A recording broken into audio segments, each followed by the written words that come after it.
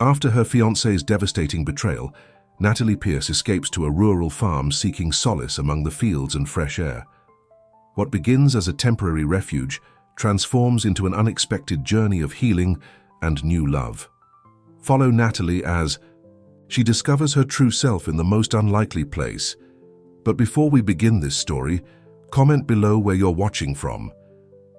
Natalie Pierce stared at the engagement ring on her coffee table, the diamond catching the morning light in her small city apartment. At 27, she had never imagined her life would fall apart so completely. 2 weeks before her wedding, her fiancé Mark had confessed he was in love with her best friend, Jessica. "I never meant for this to happen," Mark had said, his voice barely above a whisper. "It just did." Those words had played on repeat in Natalie's mind for days, 6 years together, and it just happened. The betrayal cut deeper. Knowing Jessica had been helping her plan the wedding the entire time, Natalie picked up her phone and scrolled through job listings, desperate for an escape.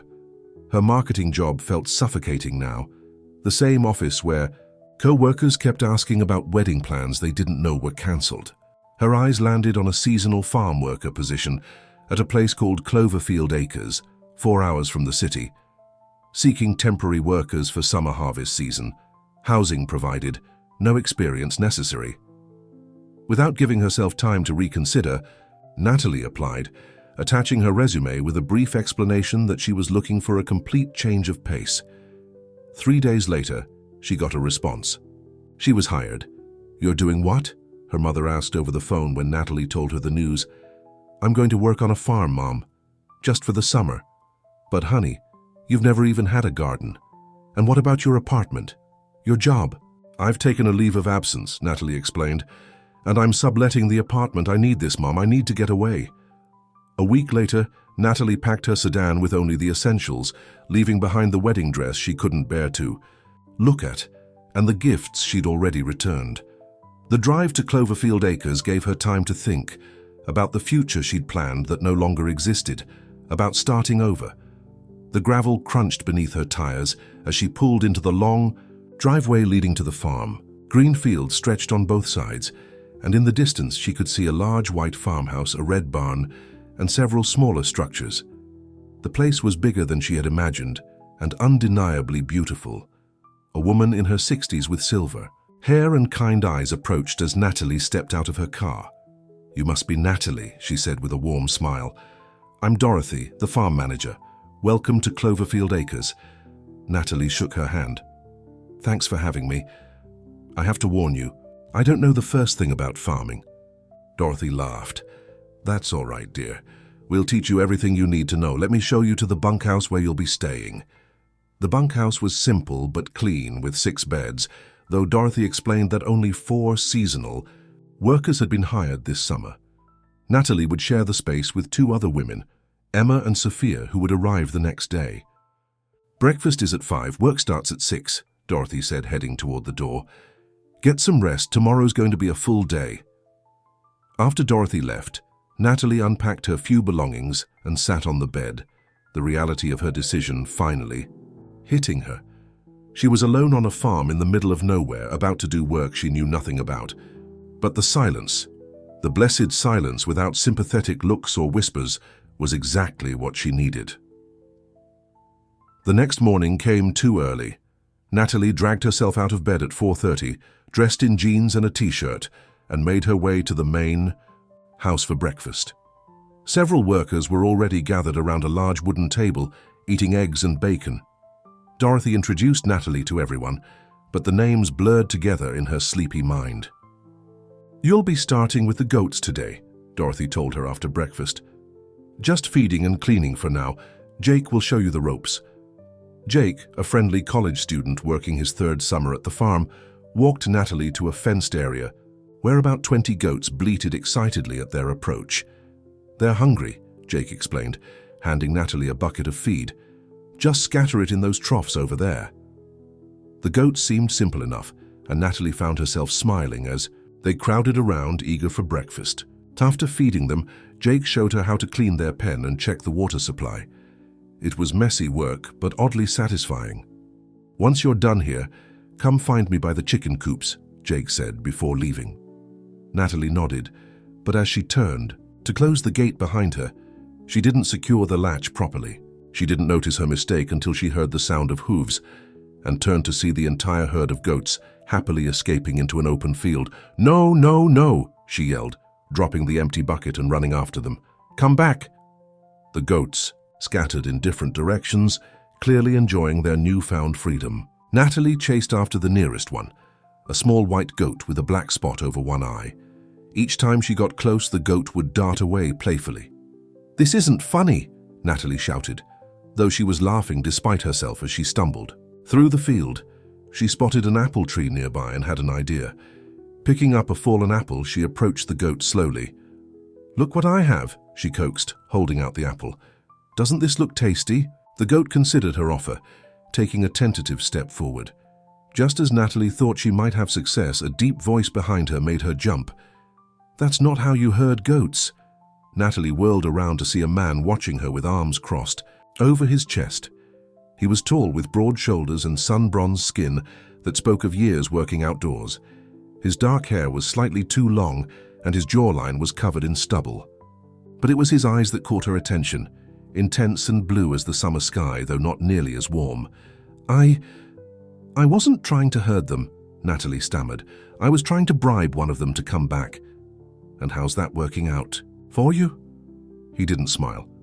"Not well," she admitted, brushing hay from her jeans. "The gate wasn't latched properly." "I can see that." He gave a sharp whistle, and a border collie appeared from nowhere, circling the scattered goats with remarkable precision. Within minutes, the dog had gathered all the goats and was guiding them back toward the pen. "That's impressive," Natalie said, watching in awe. The man didn't acknowledge her comment. "First day. Is it that obvious?" "Just a little." His expression remained serious, but something flickered in his eyes. Amusement, perhaps. "I'm Grayson Wells. This is my farm." Natalie felt her cheeks flush.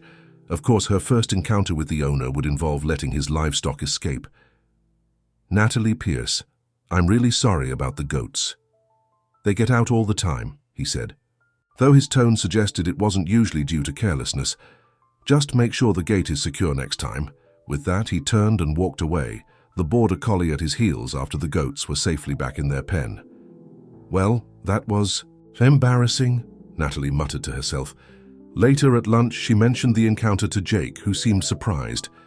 "You actually met Grayson, and he spoke to you?" "Yes," Natalie frowned. "Why, is that unusual?" "Kind of, yeah. He doesn't usually interact with the seasonal workers. Most people call him the ghost farmer because he keeps to himself. He runs the business side of things, but Dorothy manages the day-to-day operations and the workers." "He didn't seem very friendly," Natalie observed. "He's not unfriendly," Jake explained. "Just private. He's been that way since his engagement ended a few years ago." Natalie's interest was piqued, but she didn't ask for details. She hadn't come here to gossip about her boss's love life. She'd come to escape her own romantic disaster. The rest of the day passed in a blur of chores. By evening, every muscle in Natalie's body ached from the unaccustomed labor. She was the last to return to the bunkhouse, having stayed behind to help Dorothy organize supplies for the next day. As she approached the porch, Natalie noticed something. Sitting on the steps, a plate with a slice of pie covered with a napkin to keep the bugs away. She looked around but saw no one. Picking up the plate, she found the pie still warm, the scent of cinnamon and apples wafting up to greet her. There was no note, no explanation. But somehow Natalie knew who had left it. The thought brought an unexpected smile to her face as she sat on the steps, took a bite of the delicious pie, and watched the sunset paint the sky in shades of pink and gold over Cloverfield Acres. For the first time since Mark's confession, Natalie felt something other than pain. It wasn't happiness. Not quite, but it was the possibility of it someday, and for now that was enough. The next morning, Natalie woke before her alarm, her body stiff from yesterday's work but her mind clearer than it had been in weeks. Emma and Sophia, the other seasonal workers who had arrived the previous evening, were still sleeping. She slipped out quietly and headed to the main house for breakfast. Dorothy was already in the kitchen, stirring a pot of oatmeal. "Good morning, early bird," she greeted Natalie. Sleep well? Better than I expected, Natalie admitted, pouring herself a cup of coffee. Thank you for the pie last night. It was delicious. Dorothy gave her a curious look. Pie? I didn't leave any pie. Oh, Natalie felt her cheeks warm. I just assumed. Dorothy smiled knowingly. Sounds like someone's taking a shine to you. Before Natalie could respond, other workers began filtering in for breakfast. She was assigned to the vegetable garden that day, harvesting ripe tomatoes and green beans with Emma, a friendly art student who chatted constantly. So what's your story? Emma asked as they worked side by side. Most people don't suddenly decide to become farmhands without a reason. Natalie hesitated. I needed a change. Bad breakup? You could say that. Natalie sighed, plucking a ripe tomato from the vine. My fiancé left me for my best friend 2 weeks before our wedding. Emma winced. Ouch, that's brutal. Yeah, I couldn't stand being in the city anymore. Everyone knows everyone's talking about it. Natalie shrugged. I figured physical labor might help clear my head. Well, you came to the right place. Nothing clears your head like hard work and no cell service. Emma grinned. Plus, the scenery isn't bad either. As if on cue, Grayson appeared at the edge of the garden, deep in conversation with Dorothy. He wore a simple t-shirt and worn jeans, looking more like one of the workers than the owner of a successful farm. Speaking of scenery, Emma whispered, the boss is pretty easy on the eyes, isn't he? Too bad he never talks to anyone. Natalie pretended not to notice him, focusing instead on her work. But she was acutely aware when he started walking in their direction, stopping a few feet away. How's the harvest coming? He asked, his question directed at both of them but his eyes on Natalie. Great, Emma replied enthusiastically. The tomatoes are really coming in now. Grayson nodded, then pointed to a fence line visible in the distance. The north pasture fence needs repair. I could use an extra hand this afternoon. Emma opened her mouth to volunteer, but Grayson continued. Natalie, if you're not too tired from chasing goats, I'd appreciate the help. Natalie looked up, surprised. Me? I don't know anything about fixing fences. You'll learn, he said simply, then walked away. Emma nudged Natalie with her elbow. Well, looks like the ghost farmer isn't so ghostly after all. After lunch, Natalie made her way to the north pasture, where she found Grayson already. Working on the fence, tools spread out around him. The border collie from yesterday lay in the shade nearby, watching her approach with interest. That's Rex, Grayson said, nodding toward the dog. He won't bite. Natalie reached down to pet Rex, who thumped his tail appreciatively. He's beautiful, and smarter than most people I know. There was a hint of warmth in Grayson's voice when he talked about the dog. Come on, I'll show you what we're doing. For the next 2 hours, Grayson taught Natalie how to repair the wooden fence posts and tighten the wire between them.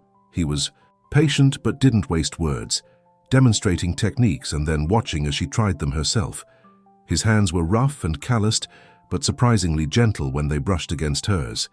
You're doing well, he said when she successfully hammered a post into place. Most city folks can't hammer a nail without hitting their thumb. I'm full of surprises, Natalie replied, wiping sweat from her brow. And how do you know I'm from the city? Your hands, he said. They're soft, no calluses. They won't be for long at this rate. She flexed her fingers, already feeling blisters forming. Why are you here, Natalie? The question was abrupt, his blue eyes studying her intently.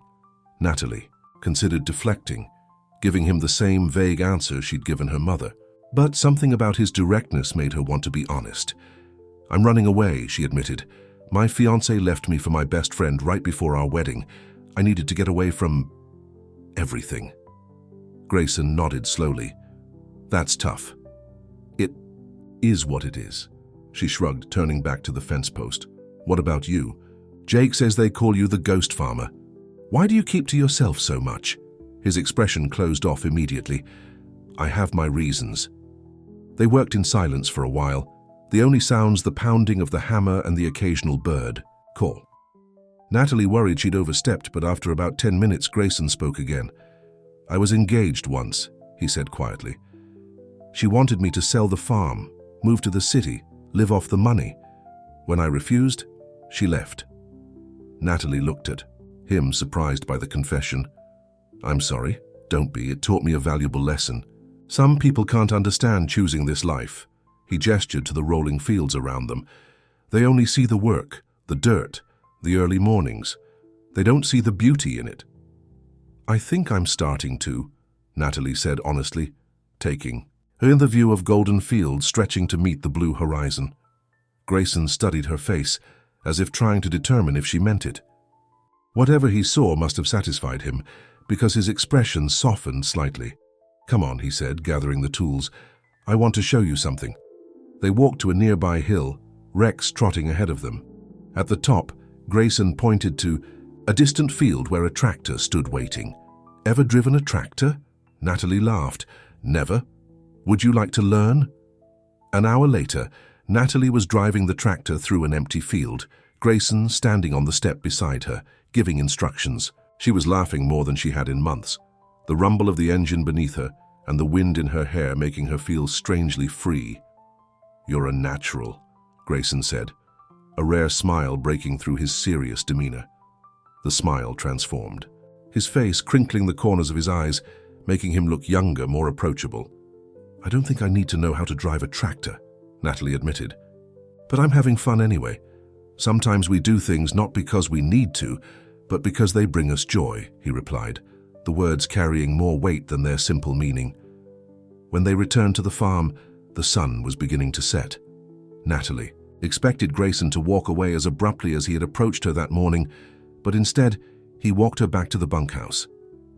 Thank you for your help today, he said when they reached the steps. Thank you for the pie, Natalie replied, finally, acknowledging what she'd known all along. His eyes widened slightly, surprise, then something softer. Get some rest, he said, turning to leave. Tomorrow's harvest day in the apple orchard. As July turned to August, Natalie fell into the rhythm of farm life. She woke before dawn, worked until her muscles ached, and fell into bed each night too, exhausted to dream about Mark or the wedding that never happened. The physical labor was therapeutic, just as she'd hoped, but it was the quiet moments that truly healed her. Watching fireflies at dusk, feeling the satisfaction of seeing fruits and vegetables she'd helped tend being packed for market, listening to Dorothy's stories about the farm's history. And then there was Grayson.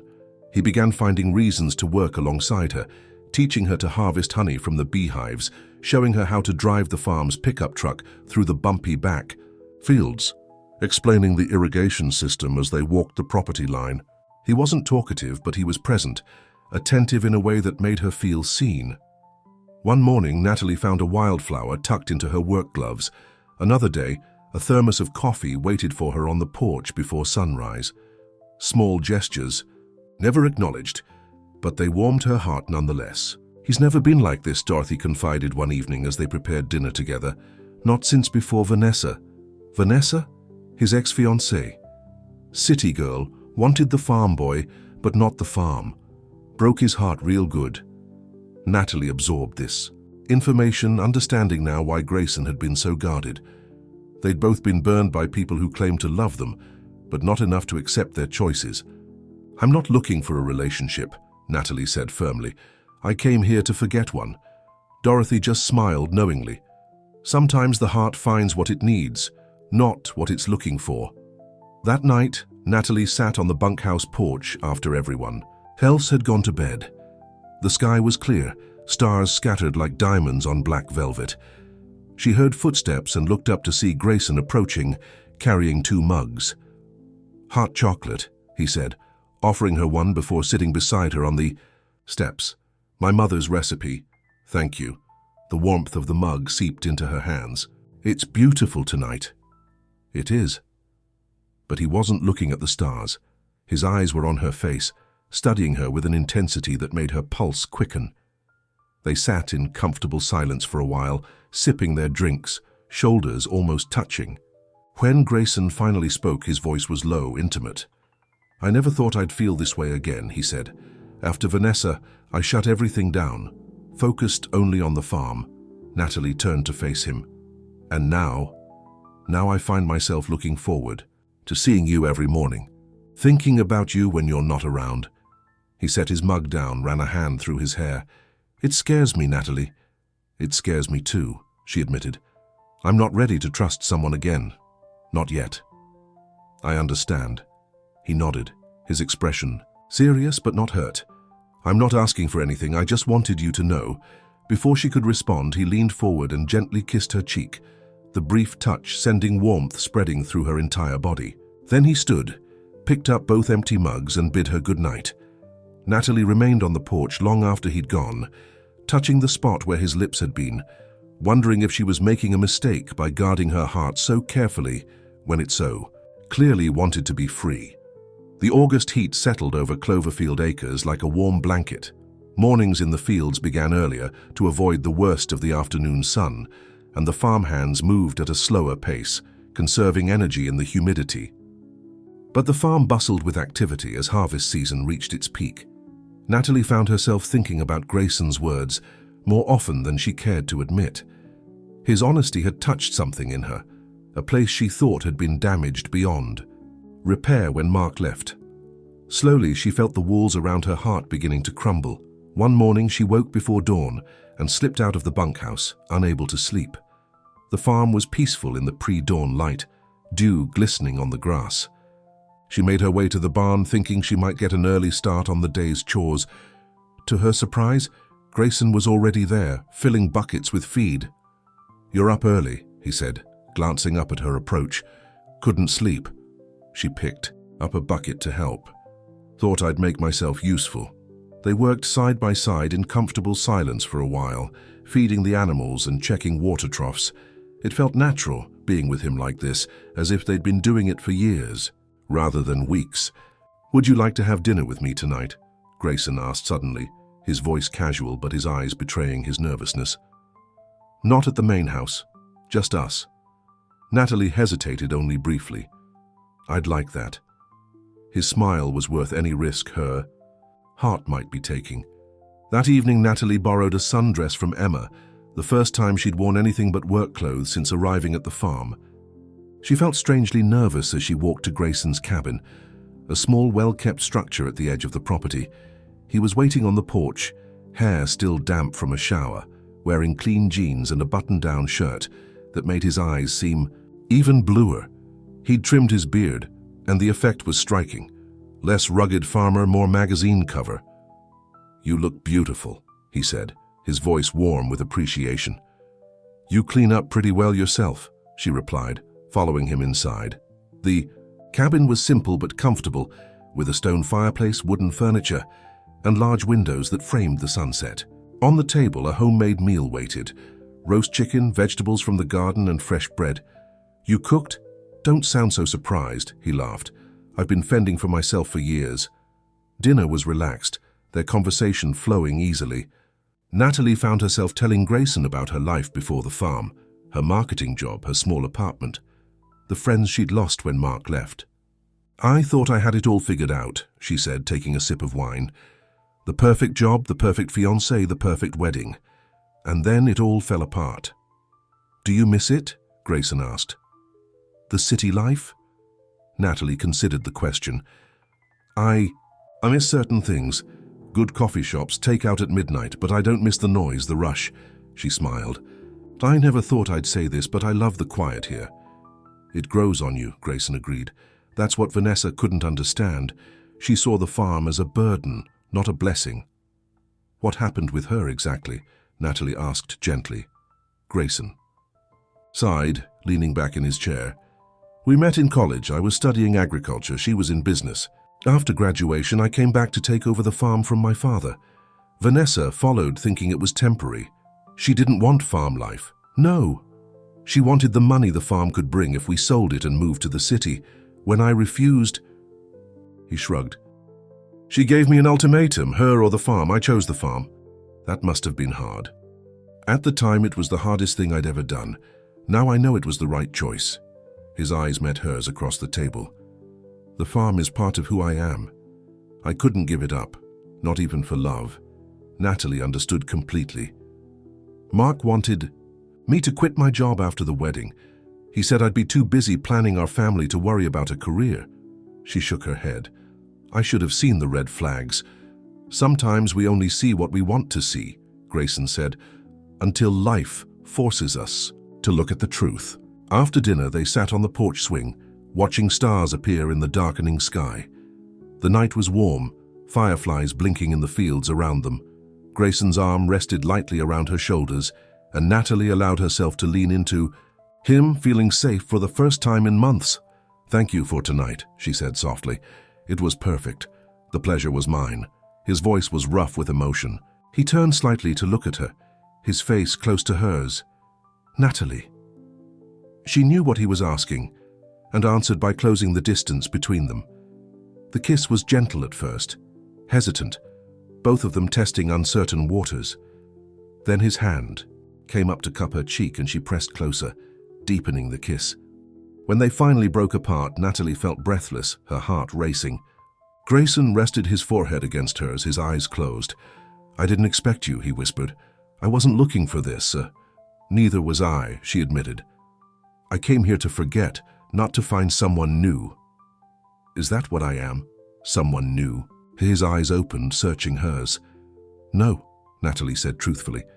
"You're nothing like anyone I've known before." He smiled at that, brushing a strand of hair from her face before kissing her again, more confidently this time. Later, as Grayson walked her back to the bunkhouse, their hands intertwined, Natalie felt a strange mix of emotions, joy at what was beginning, fear of being hurt again, and something deeper that she wasn't ready to name. At the bunkhouse steps, Grayson kissed her once more, his touch lingering. "Good night, Natalie." "Good night," she replied, reluctant to let go of his hand. As August turned to September, Natalie and Grayson's relationship deepened. Their days were filled with work, the harvest season demanding long hours from everyone, but evenings were theirs alone. They took drives around the countryside, had picnics by the creek that ran through the property, or simply sat on his porch talking for hours. Natalie learned that beneath Grayson's quiet exterior was a man of depth and passion. He read voraciously, knew the history of every inch of his land, and could name every star in the night sky. He made her laugh with dry observations about farm life, and listened intently when she spoke about her hopes and dreams. In turn, she shared parts of herself she'd kept hidden, even from Mark, her childhood on military bases as her father was, transferred from post to post, her dream of someday writing a novel, her secret fear of never truly belonging anywhere. "You belong here," Grayson told her one night as they lay on a blanket in the apple orchard, looking up at the stars. "You fit into this place like you were born to it." The words warmed her heart, but also reminded her of an uncomfortable truth. Her job at the farm was temporary. October would bring the end of harvest season, and with it her time at Cloverfield Acres. "I have to go back eventually," she said quietly. "My leave of absence ends soon. I have an apartment, responsibilities." Grayson was silent for a long moment. "Do you want to go back?" "I don't know." It was the honest answer. A few months ago, I would have said yes without hesitation. Now I'm not sure where I belong." He pulled her closer, pressing a kiss to her temple. "You don't have to decide tonight." But the question lingered between them, unspoken during their days together, but present in every moment, like the first chill of autumn in the air. One afternoon, Natalie was helping Dorothy in the farm store, arranging jars of honey and homemade preserves, when a sleek black car pulled into the driveway, the kind of luxury vehicle never seen on the farm. She watched through the window as a man stepped out, his tailored suit as out of place as his car. It took her a moment to recognize him. Mark.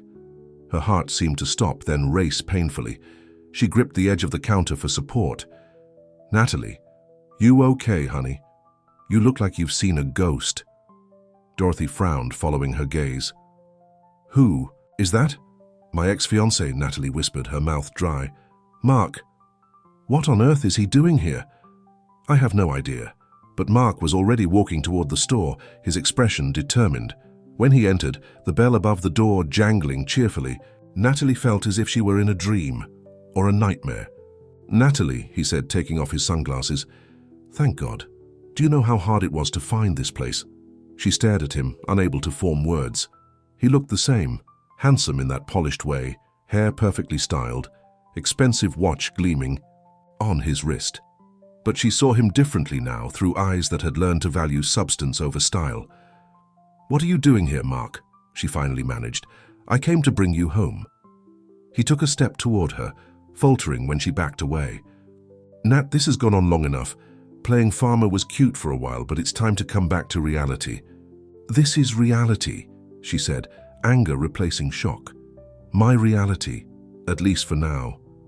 Mark glanced around the simple store with barely disguised disdain. "Come on, you don't belong here with these people. You belong in the city, with me." "With you?" Natalie couldn't believe what she was hearing. "You left me for my best friend 2 weeks before our wedding." "I made a mistake," he said, lowering his voice to the persuasive tone she once found charming. "Jessica and it didn't work out. I realized what I had thrown away." He reached for her hand. "I miss you, Nat. Everyone misses you. Come home." Natalie pulled her hand away. "You broke my heart, Mark. And I'm sorry. Truly sorry." His expression was earnest, contrite. "But we can fix this. We have history, plans. Are you really going to throw that all away for, what? Some farm fling?" The door opened again and Grayson walked in, stopping short at the sight of Mark. His blue eyes took in the scene, hardening as understanding dawned. "Everything okay in here, Dorothy?" he asked, his gaze never leaving Mark. "Just fine, Grayson," Dorothy replied, though her tone suggested otherwise. "This gentleman was just leaving." Mark ignored her, his attention fixed on Grayson. "You must be the farmer, Natalie's summer distraction." Grayson's jaw tightened, but he remained calm. "And you are?" "Mark Coleman, Natalie's fiancé." "Ex-fiancé," Natalie corrected sharply. "And you should go, Mark, now." "Not without you," Mark insisted. "We need to talk about this, privately." Grayson stepped forward, his presence suddenly imposing despite his casual work clothes. "Have you heard her? She wants you to leave." Mark looked between them, realization dawning on his face. "So it's like that, is it? You've replaced me with some dirt-poor farmer playing house in the middle of nowhere. Don't you dare talk about him." "That way," Natalie snapped, her hands clenched into fists. "Come on, Nat, this isn't real." Mark gestured dismissively toward Grayson. "This is a vacation romance, a rebound. You'll get tired of the bugs and the dirt and the endless work soon enough." "I think she finds meaning in the work," Grayson said quietly. "Unlike some people who only find meaning in their bank accounts." Mark's face flushed with anger. "You don't know anything about her, about us. We have plans, a future together in the city where she belongs." "Stop telling me where I belong," Natalie's voice rose. "You lost that right when you cheated on me with Jessica." The store fell silent, tension hanging in the air. Finally, Mark sighed dramatically. "Fine, I'll go, but think about what you're doing, Nat. This farm fantasy won't last, and when it ends, don't expect me to be waiting." He pulled a business card from his pocket and placed it on the counter. "Call me when you come to your senses." With that, he turned and left, the door slamming behind him. Through the window, Natalie watched him get into his car and drive away, dust from the gravel drive billowing around the expensive vehicle. She let out a shaky breath, feeling tears pricking at her eyes, not for Mark, but for the shock of the confrontation, the harsh reminder of the life she'd left behind. "You okay?" Dorothy asked gently. "I need some air," Natalie said, hurrying out the back door of the store. She walked blindly toward the apple orchard, seeking solitude to process what had just happened. Behind her, she heard Grayson call her name, but she didn't stop. She needed time to think, to sort through the tangle of emotions Mark's appearance had stirred up. What she didn't see was the way Grayson stood watching her go, his expression troubled, doubt clouding his blue eyes for the first time since they'd met. Natalie walked through the apple orchard until she reached the creek, where she sat on a large rock and watched the water flow. Her mind was a jumble of conflicting emotions, anger at Mark's presumption, confusion over his sudden appearance, and worry about what Grayson must be thinking. After an hour of solitude, she heard footsteps behind her. She knew, without turning, that it was Grayson, his steady gait as familiar to her now as her own heartbeat. "I'm sorry," she said, as he sat beside her on the rock. "I had no idea he would show up here." "You don't need to apologize," Grayson replied, his voice carefully neutral. He's a part of your past, I understand that. He's not just my past, he's everything I left behind. Natalie looked at him directly. Everything I was running from when I came here. Grayson was quiet for a moment, staring at the creek. When he finally spoke, his voice was low. Are you going back with him? No. The force of her denial surprised even her. God, no. Mark and I are over. He cheated on me, Grayson. I could never trust him again. Relief flickered in his eyes, but uncertainty remained. It's not just about him, though, is it? It's about the life you had, the one you'll go back to eventually. And there it was, the question they'd been avoiding. Natalie's seasonal job would end in a few weeks. She had a life waiting for her in the city, an apartment, a career, friends. Staying at Cloverfield Acres had never been part of the plan. I don't know what I'm going to do, she admitted. When I came here, I was just trying to escape. I never expected... She gestured between them. This, us. And now... Natalie took a deep breath. Now I'm scared. I'm scared because what I feel for you is more real than anything I've ever felt before. And that terrifies me, because I thought I knew what love was with Mark, and I was wrong. You weren't wrong, Grayson said gently. You just loved someone who didn't deserve it. Tears welled in her eyes. How do I know I won't be wrong again? You don't. He took her hand, his calloused palm warm against hers. That's the risk. But some things are worth risking everything for. His words hung in the air between them, loaded with meaning neither was quite ready to voice. I need time, Natalie said finally, to figure out what I want. Grayson nodded, understanding in his eyes. Take all the time you need. He stood, letting go of her hand. I'll be here. As he walked away, Natalie felt the weight of his words. He would be here on this farm, living the life he loved. The question was, could she be here too? Could she give up the life she'd planned for one she'd never imagined? The days that followed were tense. Grayson maintained a polite distance, giving Natalie the space she'd asked for. They worked together when necessary, but the easy companionship they'd shared was strained by the uncertainty between them. One evening, a week after Mark's visit, Natalie sat alone on the bunkhouse porch when Dorothy joined her, offering a cup of tea. Decided what you're going to do yet? The older woman asked without preamble. No, Natalie sighed. I feel torn in two directions. Tell me about the city, Dorothy said. What's waiting for you there? Natalie thought about her apartment, stylish but impersonal. Her job, successful but ultimately unfulfilling.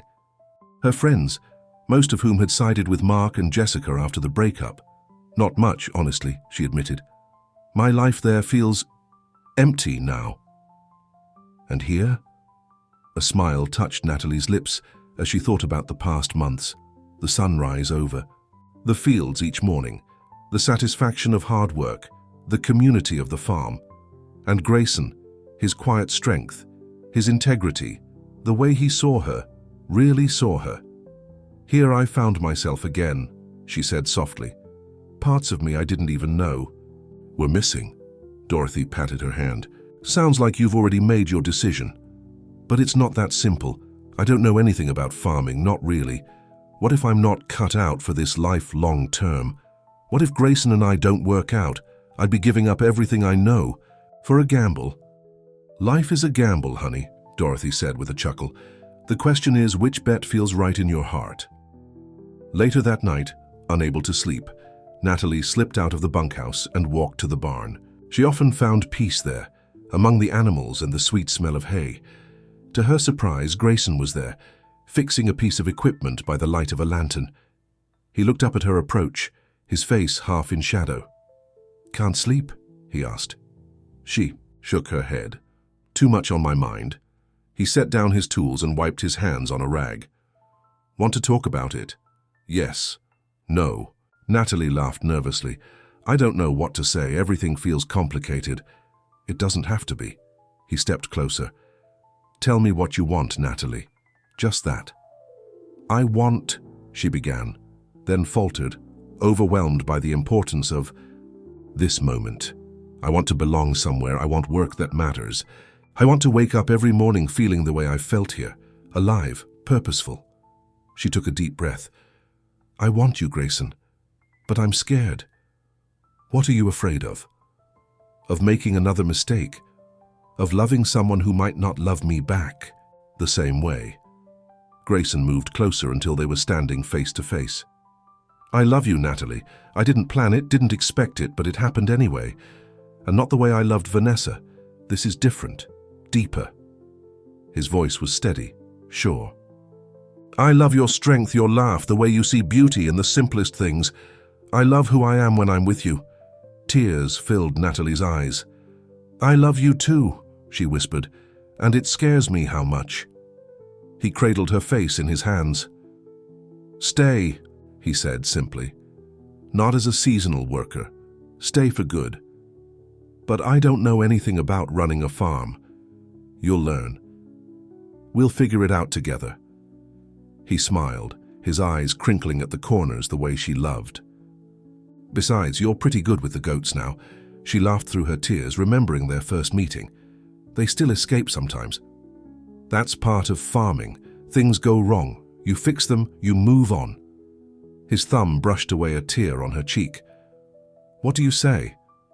Natalie took a moment to listen to her heart, to the quiet voice inside that had been trying to tell her the answer all along. Yes, she said, I'll stay. His smile was like the sunrise, breaking across his face and warming her from the inside, out. He pulled her into his arms, holding her tight, as if afraid she might change her mind. I love you, he whispered against her hair. I'll spend every day making sure you never regret this decision. The next morning, Natalie woke early and walked to the farm office. She called her employer in the city and officially resigned. She arranged for her apartment to be sublet indefinitely, small, practical steps toward a new life. When she finished, she found Grayson waiting outside with a thermos of coffee and a smile. Ready for a new day? He asked, handing her a cup. Ready for a new life, she replied, taking his hand. They walked together toward the rising sun, the dew-wet grass soaking the hems of their jeans, the farm awakening around them. In the distance, Natalie could see the apple orchard where they'd watched stars together, the fields where she'd learned to drive a tractor, the barn where she'd first realized she was falling in love. I need to go into town later, Grayson said casually. Want to come with me? Sure. Natalie glanced at him curiously. What for? I need to pick up some supplies. He squeezed her hand. And I thought we might stop by the hardware store. The sign on the main gate needs replacing. What's wrong with it? His eyes met hers, warm and full of promise. It only has my name on it. Natalie's heart swelled with emotion. It was a simple gesture, but it meant everything. A public declaration that she belonged here with him at Cloverfield Acres. That afternoon, as they hung the new sign together, Cloverfield Acres, Grayson and Natalie Wells, Natalie knew she had made the right choice. Mark had been right about one thing. She didn't belong in the city anymore. But he'd been wrong about everything else. This wasn't a farm fantasy or a rebound romance. This was real life, her life, with all its challenges and joys. And standing beside Grayson as the autumn sun gilded the fields around them, Natalie felt something she hadn't felt in a very long time. She was home. The next day, Natalie woke. Before dawn, as had become her habit, she slipped out of Grayson's cabin, now their cabin, and walked to the barn. Taking a piece of chalk from the supply shelf, she wrote a message on the wall. I came here to forget who I was with him, but I found out who I am with you. Thank you for helping me find my way home. She placed her work gloves beneath the message and turned to leave, only to find Grayson standing in the doorway, watching her with love in his eyes. Those are your gloves now, he said, echoing the words from the story she'd imagined when she first arrived at the farm. He held out a sunflower, her favorite, and something else, a small velvet box. And this, he said, opening the box to reveal a simple but beautiful ring, is your life now. If you want it. Natalie looked at the ring, then at Grayson, and finally at the farm beyond him, golden in the early morning light.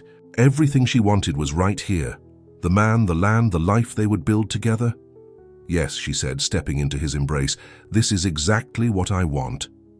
As Grayson slipped the ring onto her finger, Natalie knew that sometimes you Have to lose everything you thought you wanted to find what you truly need. She had come to Cloverfield Acres with a broken heart, seeking escape. Instead, she had found healing, purpose, and a love deeper than she had ever imagined possible. She had found home. The end.